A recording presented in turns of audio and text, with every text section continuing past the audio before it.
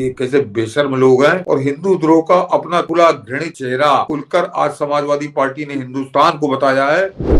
कैसी मुल्लाइयत इनके अंदर भरी है, कैसे इफ्तारी लौंडे हैं ये इफ्तार के औलाद हैं ये सब। और किस तरह से जरा गौर करिए कि सड़क के ऊपर गंदा पानी, जो गटर का पानी भरा है, उस पानी की तुलना ये गंगा के जल से कर रहे हैं। संगम पे जो मजहबी लफंगे औरतों को वहां छेड़ते हैं, औरतों के साथ दुष्कर्म कर दुनिया भर का दुर्व्यवहार करते हैं, उनके खिलाफ आज तक आपने समाजवादी पार्टी के बापों से कभी कुछ सुना? कभी किसी की औकात नहीं हुई कि हज के बारे में बोले। मुलायम सिंह मरा बहुत बाद में है, पहले ये सब मामले जो है हज के, ये लगातार हर साल हो रहे थे। कभी किसी के मुंह से एक शब्द सुना?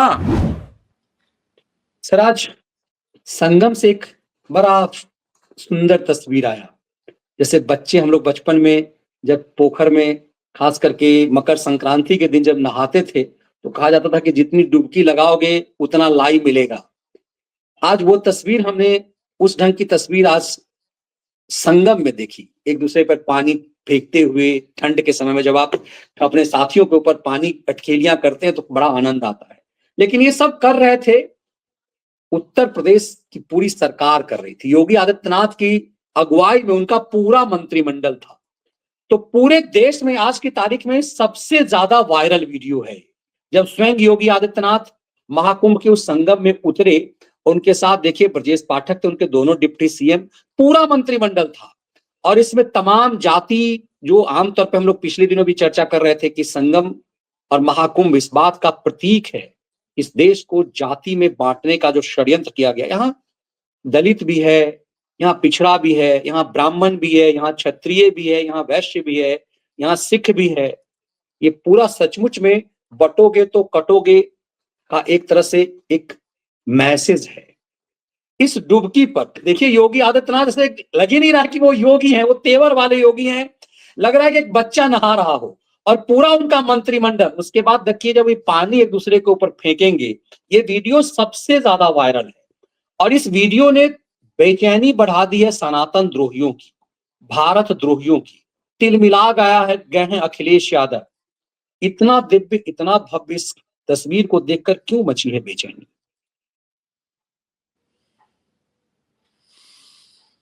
मनीष जी, ये वीडियो अद्भुत है, ये वायरल हो रहा है, पूरा देश इसको देख रहा है, प्रसन्न हो रहा है। और सबसे खास बात यह है कि कुंभ के सम्मान में पूरी सरकार वहां पर पहुंची है स्नान करने, अपना सर झुकाने। तो ये भी एक तरह से कुंभ, उस महाकुंभ का भी सम्मान है। अन्यथा ये भी दर्शक इसको समझ लें कि संभवतः ये पहला अवसर है कि पूरी कैबिनेट जो है उत्तर प्रदेश की, वो वहां पर कुंभ में अपनी हाजिरी लगाने पहुंची है, वहां पे स्नान करने पहुंची है एक साथ। ये ऐसा संभवतः कभी नहीं हुआ जब कुंभ होता है। इससे पहले तो आजम खान वाले में था, तो छोड़ दीजिए, वो तो खुद ही नहीं नहाता था, तो कैबिनेट की तो बात छोड़ दीजिए। तो ये जो सम्मान दिया है कुंभ को, और जो कुंभ के उसमें नतमस्तक हुए हैं और अपनी जो उन्होंने आस्था प्रकट की है, इसमें मनीष जी जो बुरी तरह से तिलमिलाया है समाजवादी पार्टी का गैंग, उसने आज सारी हदें पार कर दी, सारी हदें पार कर दी। और उसको बर्दाश्त नहीं हुआ, तो उसने इस तरह की आग उगली है कि मनीष जी उसने ये देखिए, ये दृश्य देखिए, ये दृश्य देखिए, ये बेचैनी इसी दृश्य पे हुई है। पूरा मंत्रिमंडल जो है वो गंगा में जिस तरह से, देखिए अब जिस तरह से योगी ने शुरू किया, उसके बाद पूरा मंत्रिमंडल लग गया। ये समर्पण, मतलब एक था ना कि ये एक आनंद, इस ये आनंद का भाव जी। ये आनंद का प्रकटीकरण है कि कितना आनंद का अनुभव कर रहे हैं वहां पर। कुंभ में नहाते समय वो कोई रस्म पूरी करने वो लोग नहीं गए थे कुंभ के अंदर, वो स्नान के समय उनको क्या आनंद की अनुभूति हुई, उसका प्रकटीकरण था। लेकिन आज इस पूरे दृश्य पे, इस पूरे सरकार के इसका जो आज का आचरण था, इस पर मनीष जी जो समाजवादी पार्टी की आई है प्रतिक्रिया, वो थूक देने लायक है, थूक देने लायक, मूत देने लायक है। इस टाइप की प्रतिक्रिया आई है।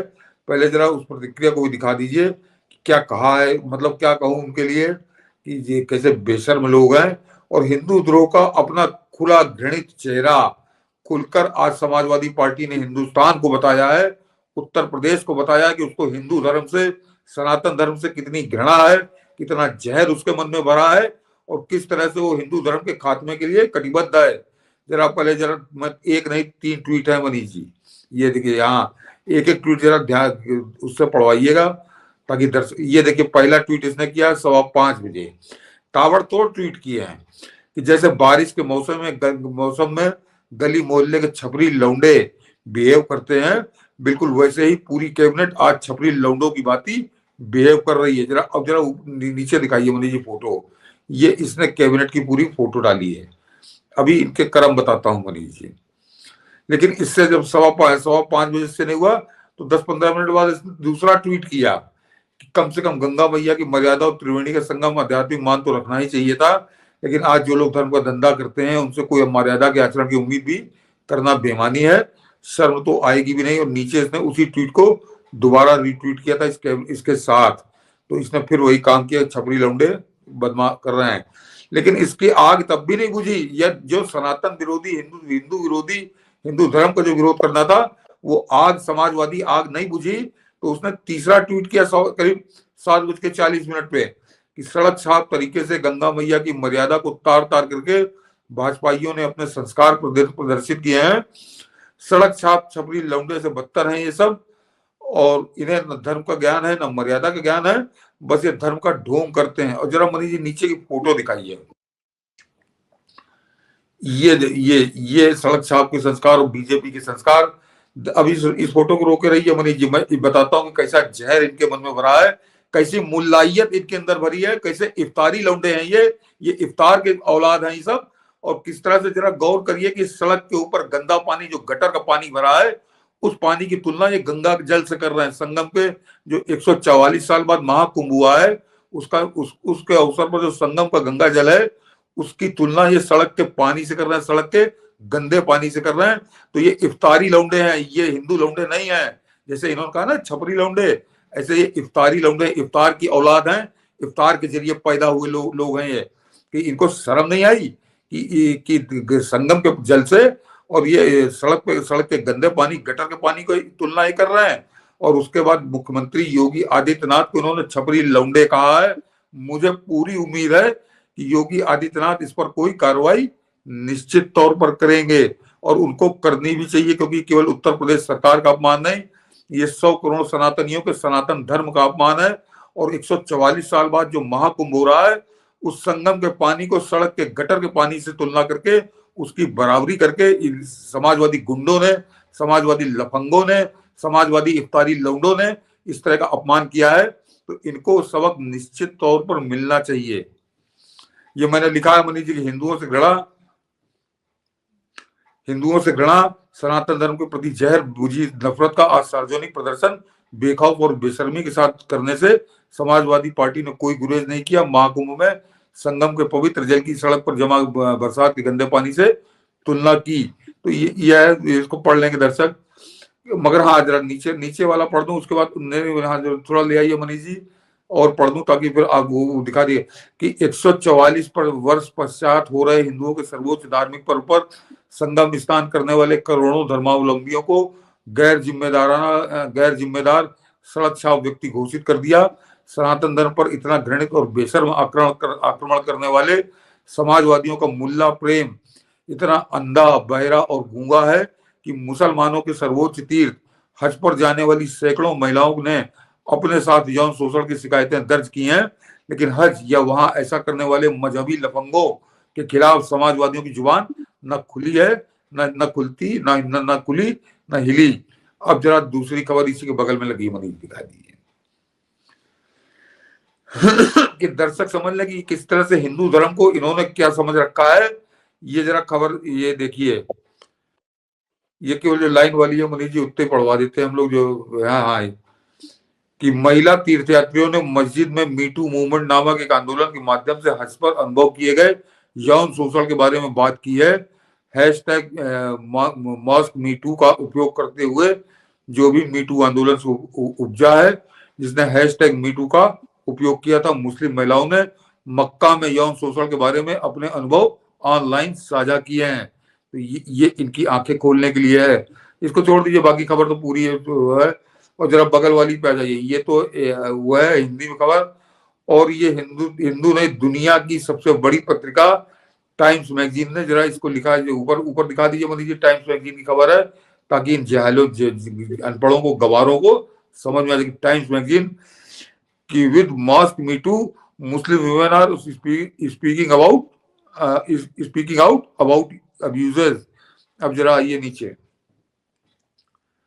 ये हाँ ऊपर ही पढ़वाते हैं मनीष जी, ये यहाँ इसको बड़ा करिए।